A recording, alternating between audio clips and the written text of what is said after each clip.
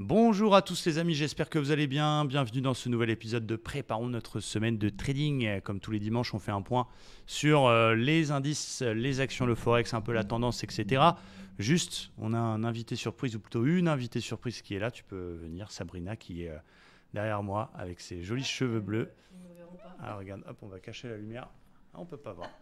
Voilà, donc Sabrina qui est en train de faire, voilà, de prendre des vidéos, de prendre des images, parce qu'on a décidé de faire un petit documentaire. Vous êtes nombreux à me demander sur les réseaux, ouais, on veut voir ta vraie vie, etc. Et du coup, Sabrina, elle va m'accompagner pendant 2 semaines. Et donc, vous allez pouvoir, ce sera dans quelques mois publié sur la chaîne, mais vous pourrez voir ma vraie vie. Et je décide de vous partager tout ça en images. Donc, j'espère que ça vous plaira. Donc, c'est parti pour Préparons notre semaine de trading. Je vous rappelle au passage que demain, c'est férié aux États-Unis, donc Martin Luther King Day. Donc pour ma part, il n'y aura pas de session de scalping, mais c'est pas grave. On va quand même regarder un petit peu les gros niveaux. On va quand même un petit peu regarder tout ça. Et avant de démarrer nos analyses, je vous montre quelque chose. Vous allez voir, ça va vous plaire aussi ça, ce que j'ai fait pour vous. Je vous ai fait quelque chose. Je vous ai fait un tableau comparatif des propres firmes que je recommande, dont je parle régulièrement en vidéo. Donc je vais vous mettre le lien dans les commentaires et dans la description de cette vidéo-là. Donc je vous ai fait un petit récapitulatif des caractéristiques de SearchTrader, TopStep, FTMO et MyForexFund. Donc vous avez le prix, les points positifs, les points négatifs. Je vous ai fait à chaque fois un review complet, sans langue de bois, avec les points positifs, négatifs et surtout un avis détaillé. Voilà, donc pour TopStep, pour SearchTrader, pour FTMO et pour MyForexFund. Donc voilà, j'espère que ça vous aidera dans votre décision, parce que c'est vrai qu'il faut choisir la bonne propre firme qui correspond à vos besoins, au temps, à vos styles de trading. Et je vous parle aussi d'ailleurs du Magic Key dedans. Donc voilà, j'espère que ça vous plaît, cette review complète. Allez, let's go, on va commencer, une fois n'est pas coutume, par les indices américains qui ont continué à pousser. Semaine dernière, on a eu une inflation américaine qui était conforme aux attentes, donc en légère baisse. La réalité, c'est que c'est pas vraiment baisse, c'est glissant, vu que c'est calculé sur les 12 derniers mois. On a l'impression que ça baisse, mais en vrai, ça baisse pas. Mais quoi qu'il en soit, le chiffre était conforme au consensus, donc ça a plutôt rassuré le marché, un marché qui avait anticipé ça et qui n'avait surtout pas envie de voir une reprise de l'inflation. Donc voilà, est-ce qu'il faut acheter et continuer à acheter des titres? On va voir la suite. Mais c'est vrai que c'est quand même de bon augure. Quand on regarde le Dow Jones que j'ai l'habitude de travailler, on voit quand même une belle cassure d'oblique par le haut avec un joli pullback. Et on voit un marché qui est en train de casser son précédent plus haut daily, niveau qui aurait pu bloquer. Alors je vais juste faire un petit changement sur mes graphes. Je sais que vous me l'aviez demandé. Vous étiez pas mal à me demander ça pour que vous puissiez bien voir. Voilà, de quel actif je parle, et l'unité de temps, vous l'avez désormais au milieu. Donc, on est plutôt dans une dynamique haussière du côté des indices. Donc plutôt des achats, hein, on essaie plutôt d'acheter. C'est ce que j'ai principalement fait d'ailleurs la semaine dernière. Principalement des achats, suivre le flux, suivre la tendance. C'est vrai qu'on a eu des séances un peu volatiles.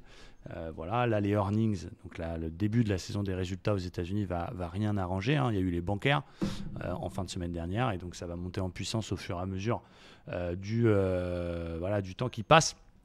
Mais donc pour l'instant, plutôt haussier sur le Dow Jones. On va regarder juste le Fibo, voir un petit peu. Alors je suis pas sûr, même si c'est férié, je suis pas sûr. Est-ce que les futurs sont quand même ouverts ou pas? On verra. Mais du coup, j'ai plutôt envie de continuer à faire des achats. Donc ce sera plutôt mardi, avec en objectif.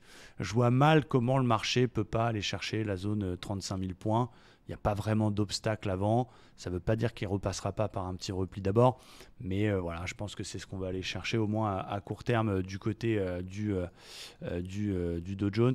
Donc c'est mon plan, c'est ce que je surveille. Donc ouais, vous avez vu, il vient boum, boum, retester souvent les petites zones polarité comme ce qui s'est passé là sur 34 000 points. Mais du coup, voilà, ça va être ça, plutôt des achats. Si tranquillement, il peut faire un petit mouvement de hausse gentil, histoire de nous montrer qu'il veut y aller, un petit pullback sur 34 400, voilà, mon plan ça va être plutôt ça. Et donc là-dedans, faire des achats sur des setups classiques, sur des réintégrations d'OPR, sur des bulles haussières, sur des petites consos, sur des cassures d'OPR par le haut. Voilà, tant que cette tendance est en place, et j'ai envie de dire, tant qu'à court terme sur le dos, on est au-dessus de cette ligne jaune, je ne vais pas shorter. Par contre, évidemment, à l'inverse, si on va chercher 35 et que dans cette zone, on a un joli signal de retournement, je pourrais l'exploiter également si on a une divergence baissière, si on a une bulle à pesanteur baissière. Donc on fera attention à cette zone 35 000 points qui n'est pas si loin finalement. Du côté du Nasdaq, c'est un peu la même chose. On était dans une belle dynamique de hausse. Alors lui, il avait un peu de mal par rapport au Dow, le Nasdaq. Vous voyez, il a un peu de retard. Il avait été beaucoup plus sous pression avec cette histoire de taux d'intérêt, etc. La zone 800 qu'on avait bien identifiée a bien fait son job de support. On a quasiment fait un joli double top parfait dessus. On continue la hausse. On a retracé un peu plus que la moitié de la dernière vague de baisse et il vient de s'arrêter dans une polarité 11 600 points très importante. Support, support, support, support. Boum, résistance. Donc il va falloir surveiller ça. On arrive en plus sur un niveau important qui peut être un obstacle.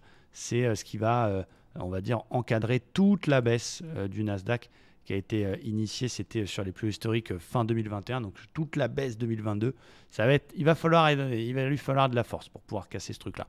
Donc dans une optique moyen-long terme, si on voit que ça continue, que ça perce la résistance et que ça casse les 12 150, il faut continuer à payer et on peut avoir un joli rebond qui se poursuit jusqu'aux 14 000 points.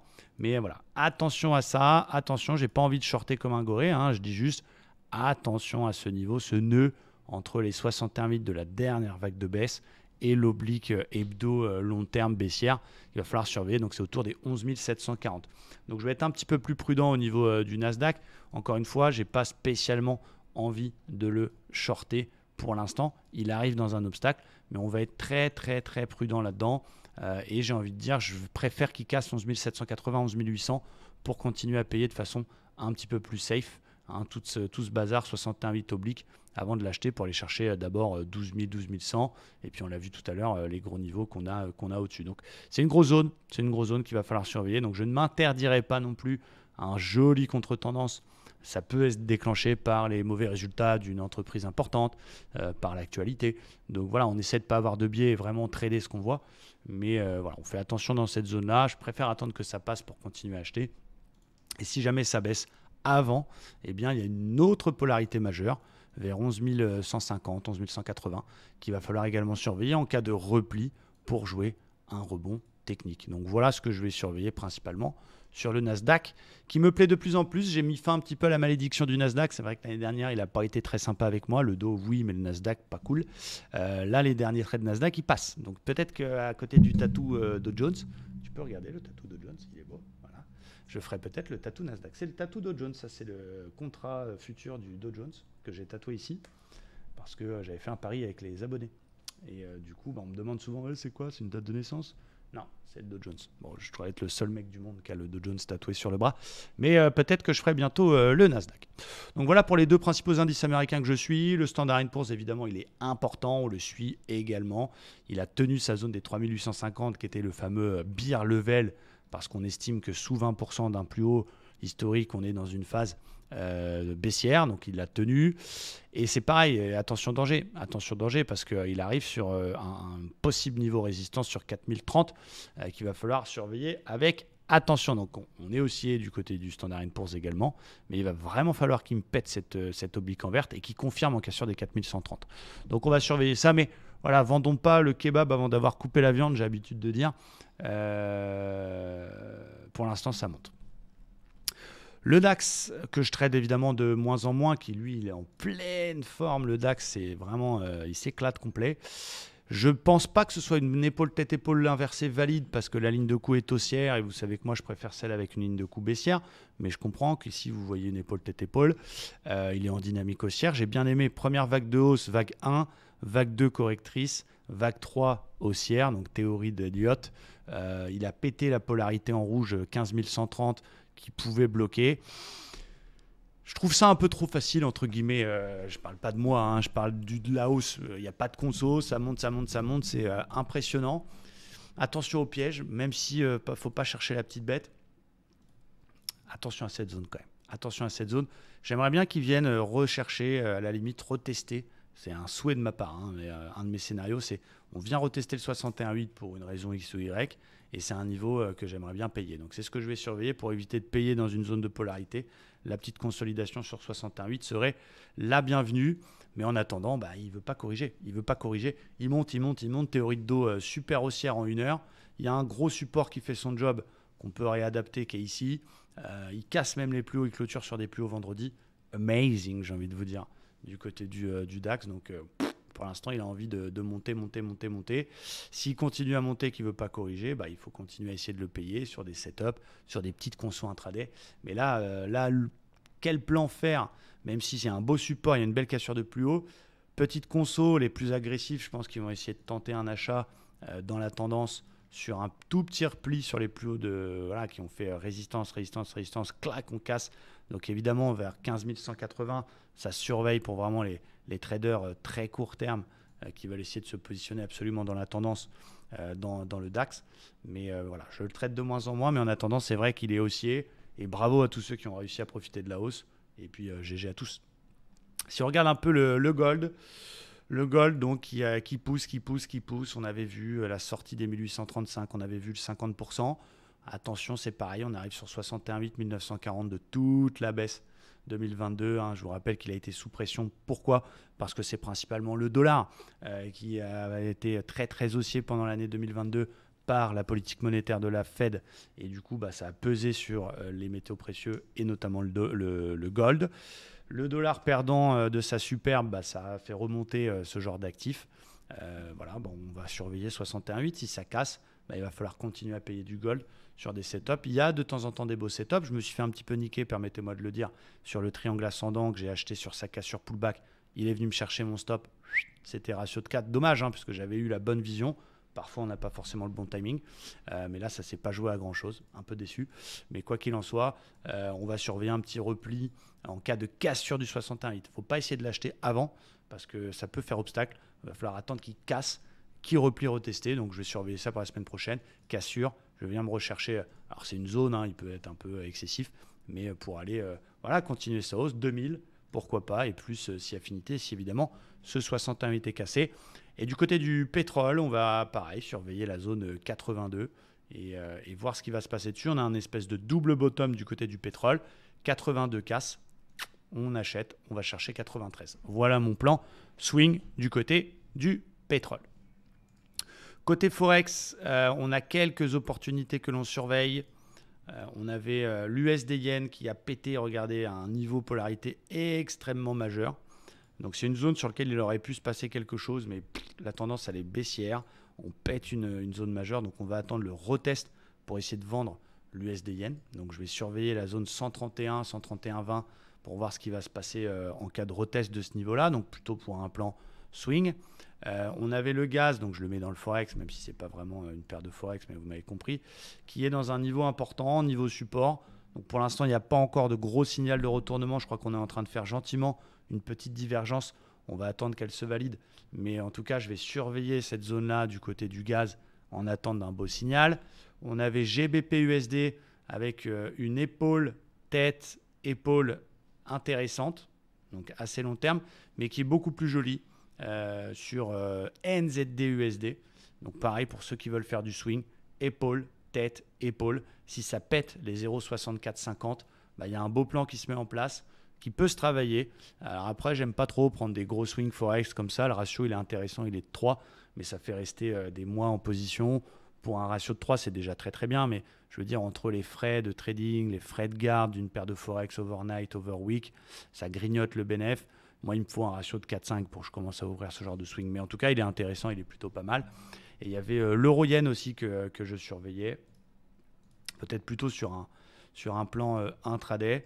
Il y avait une divergence, elle a été invalidée. On va surveiller, voir ce qui se passe dans la zone 137. Il y avait une belle vague de Wolf, elle a fait quasiment son TP. On revient sur les plus bas. On va surveiller 137,50 du côté de l'euro-yen. Je regarde quelques actions. J'ai quelques actions à surveiller. Donc j'ai toujours ma PIN duo. Ça fait 1 an que je me traîne cette action-là. Mais du coup, elle marche bien. J'ai acheté vers les 45.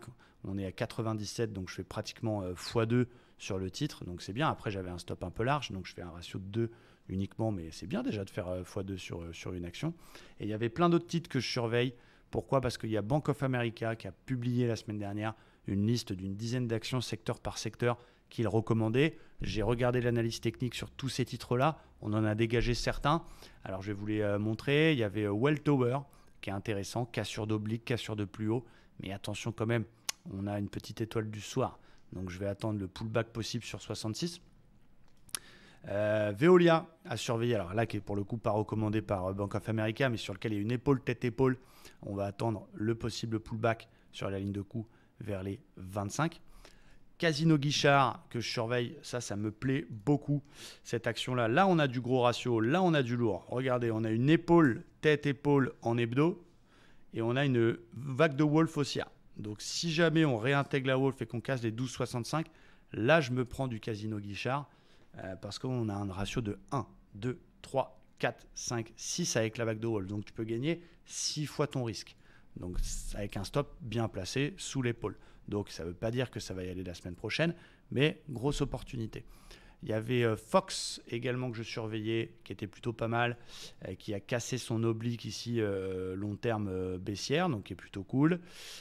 Humana, qu'on aime bien, on attend la zone des 460. Mosaic Company, qui est un titre que j'ai bien analysé, qui me plaît beaucoup dans cette polarité ici, avec un objectif à 65 de T-Pranks, vous savez, nos amis américains qui nous donnent des avis techniques et fondamentaux que j'aime bien dans cette zone-là. Nvidia, également avec une ETE un peu Bogdanov, on ne va pas se mentir, mais en hebdo, elle est quand même pas mal, ça a quand même de la gueule.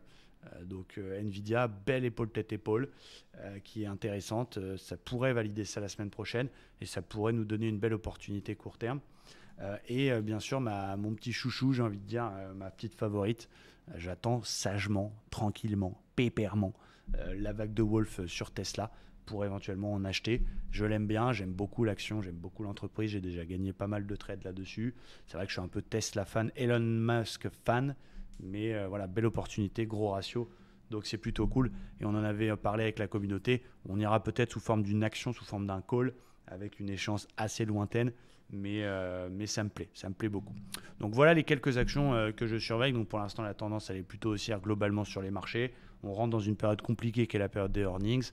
L'inflation n'a pas déçu le marché. Là, le prochain gros rendez-vous, c'est le 1er février. C'est la Fed avec justement les taux d'intérêt. Est-ce que ce sera 0,25? Est-ce que ce sera 0,50? On va continuer à naviguer en attendant avec un œil sur le calendrier économique et sur le dollar. Voilà, une émission un petit peu plus courte. J'espère que ça vous plaît. Je fais un dernier point pour terminer sur le Bitcoin. Notre ami le Bitcoin qui il est sorti de sa phase de range de façon un petit peu surprise. Je vous avoue que ça m'a bien surpris. Il avait fait une divergence haussière hebdomadaire que j'aime pas trop parce que le deuxième point, il n'est pas dans la zone de survente. Mais il est bien sorti de ça. Je m'attendais quand même à un retour vers les 10 000. Mais là, force est de constater qu'il veut casser par le haut. On va voir si ça va breaker finalement ce soir le plus haut précédent. Donc c'est ça qu'il va falloir surveiller. Mais moi, il m'a surpris. Ça fait plaisir en tout cas de le voir. Le vrai prochain niveau qu'il va falloir surveiller, c'est cette zone des 21 400. S'il casse 21 400, ça veut dire qu'effectivement, c'est peut-être la fin du bear market. Et il pourrait être, je dis bien il pourrait être intéressant, parce qu'on est là aussi pour voir et constater ce qui se passe, il pourrait être intéressant de tenter de réaccumuler un petit peu de crypto-monnaie. Donc on va avoir une réponse très très rapide. Je vous avoue qu'il y a un truc qui me tracasse, c'est qu'aujourd'hui, tous les plus gros crypto-traders de TikTok et tous ceux qui parlent de crypto ne veulent pas acheter, veulent shorter et veulent viser des niveaux des 2000, des machins. Et j'ai l'impression que le consensus particulier, qui est toujours un petit peu à l'envers, veut shorter. Donc c'est un peu comme quand c'est la boulangère qui te parle de Bitcoin. Là, c'est là où il faut en vendre, il faut couper. Mais par contre, quand la même boulangère te dit moi, je pense que ça va aller à 200, c'est peut-être là justement qu'il faut en acheter. Donc là, le prix il est en train de me faire mentir parce que moi, techniquement, j'avais un avis, j'attendais les 10 000. On va voir ce qui va se passer sur les 21 000, enfin le prochain top là. Et s'il casse, ça pourrait être pas mal d'essayer d'en prendre un petit peu pour tester. En tout cas, on serait en train de retourner la théorie de dos, donc ce serait un beau signal et on pourrait réessayer d'en accumuler un petit peu tranquillement. Voilà, donc je vous ferai peut-être une vidéo la semaine prochaine, un peu spéciale crypto, spéciale Bitcoin, où on va regarder un petit peu les cryptos majeurs, parce que là, il se passe quelque chose de bien. Merci à tous, n'oubliez pas d'aller jeter un œil à mon comparatif de des propres firmes parce que ça m'a pris un peu de temps de vous faire ça. Et voilà, vous avez beaucoup d'informations. Donc n'hésitez pas à aller voir ce site-là. Je vous mets encore une fois le lien dans la description, je vais y arriver, de la vidéo. Donc vous avez un peu tout. Et puis je vous dis à très vite. Merci à tous. Ciao, bye bye.